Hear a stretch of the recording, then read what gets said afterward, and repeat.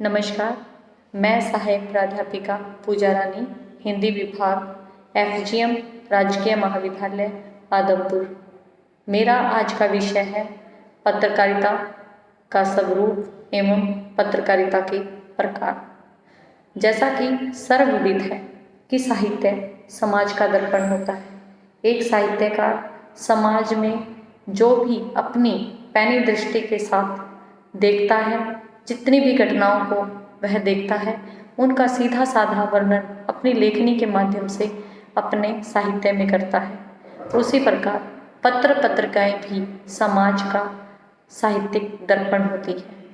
पत्र पत्रिकाओं के माध्यम से एक पत्रकार समाज में जितनी भी घटनाएं, क्रियाकलाप, गतिविधियां घटित होते हैं, उनका वर्णन अपनी पत्र पत्रिकाओं के माध्यम से करता है।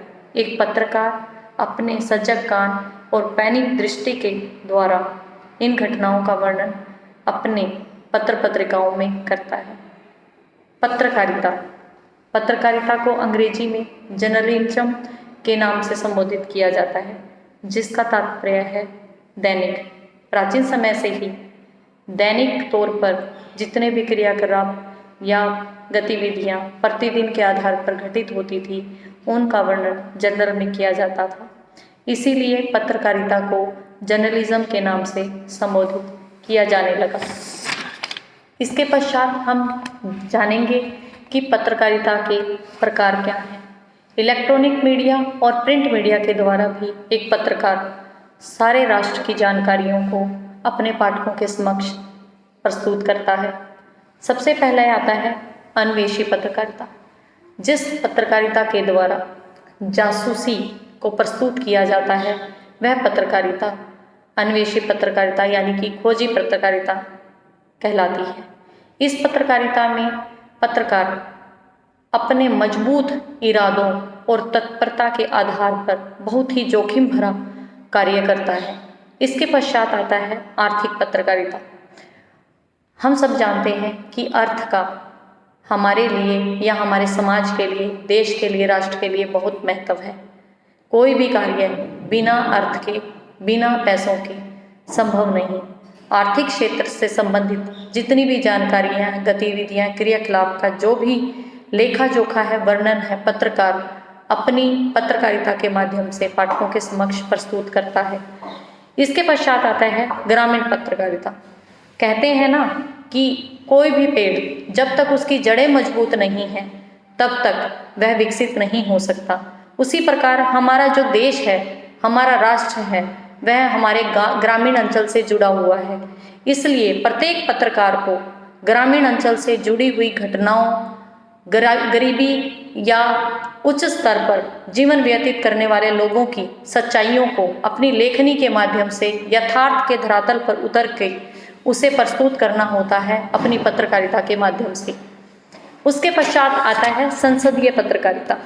संसदीय पत्रकारिता कहने से ही स्पष्ट है कि संसद में पारित होने वाले बिल या संसदीय अधिकारियों के द्वारा किए जाने वाले कार्यों का लेखा जोखा एक पत्रकार पूरी यथार्थवादिता के आधार पर वर्णन करता है। यह बहुत ही लेखा जोखे का वर्णन करना, उसे यथार्थ के धरातल पर उतरकर करना होता है, क्योंकि संसदीय पत्रकारिता की जो कार्यवाही है उसकी अवमानना वह नहीं कर सकता।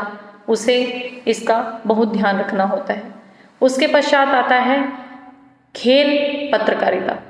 नाम से ही स्पष्ट है, खेलों से संबंधित जितने भी जानकारियां हैं, खिलाड़ियों से संबंधित कौन सा खेल राज्य स्तर पर खेला जा रहा है, राष्ट्रीय स्तर पर खेला जा रहा है, पत्रकार को इस सब जानकारियों को एक पाठक के समक्ष प्रस्तुत करना होता है।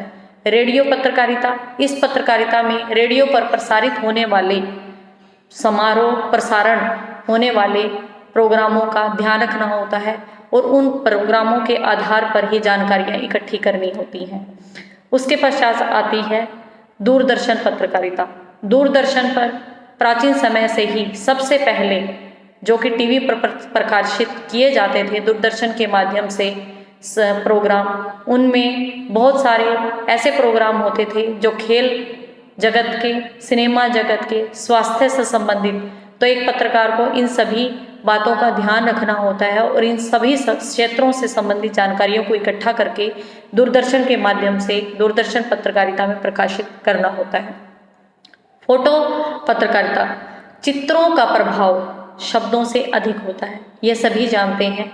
जो हम सुनते हैं उससे अधिक जिसे हम देखते हैं उस पर विश्वास करते हैं। तो फोटो पत्रकारिता में प्रिंट मीडिया या इलेक्ट्रॉनिक मीडिया के द्वारा फोटो प्रकाशित किए जाते हैं जो कि पाठक पर या दर्शक पर सीधा प्रभाव छोड़ते हैं और वह उस खबर के प्रति, उस जानकारी के प्रति आकर्षित होता है। तो इन सब बातों का एक पत्रकार को ध्यान रखना होता है। उसके पश्चात आता है अंतरिक्ष पत्रकारिता। आज का समय विज्ञान का युग है, विज्ञान का युग है। अंतरिक्ष में आज के समय में बहुत सारे ऐसे सैटेलाइट्स छोड़ दिए गए हैं जिनके द्वारा, ऐसे उपग्रह हैं जिनके द्वारा बहुत सी जानकारियां घर घर तक, देश के कोने कोने तक हम पत्रकारों के माध्यम से या इलेक्ट्रॉनिक मीडिया या प्रिंट मीडिया के माध्यम से हम तक पहुंचा दी जाती हैं। तो अंतरिक्ष पत्रकारिता के कार्य करने के लिए एक पत्रकार को इन सब बातों का ध्यान रखना होता है। उसके पश्चात आता है कार्टून पत्रकारिता। यह बहुत ही आकर्षित होती है। इसमें लगभग बच्चों को अपनी ओर आकर्षित करती है। राजनीतिक, सामाजिक क्षेत्र में बहुत से ऐसे कार्य किए जाते हैं जिनमें व्यक्तियों के कार्टून बना करके उन्हें पाठकों को अपनी ओर आकर्षित किया जाता है। यह बहुत ही हास्य व्यंग्य से परिपूर्ण होती है। तो एक पत्रकार को इन बातों का भी ध्यान रखना होता है। वीडियो पत्रकारिता, वीडियो के द्वारा अपने साक्षात्कार के माध्यम से भी पाठक तक अपनी जानकारियां प्रकाशित की जाती हैं। पत्रकार या किसी भी व्यक्तित्व की प्रतिभा को दिखाने के लिए उसका वीडियो बनाया जाता है और उसे टेलीकास्ट किया जाता है, उसे प्रसारित किया जाता है और उस वीडियो के माध्यम से पाठकों को अपनी ओर आकर्षित किया जाता है। तो एक पत्रकार को पत्रकारिता में इन सब बातों का ध्यान रखना होता है।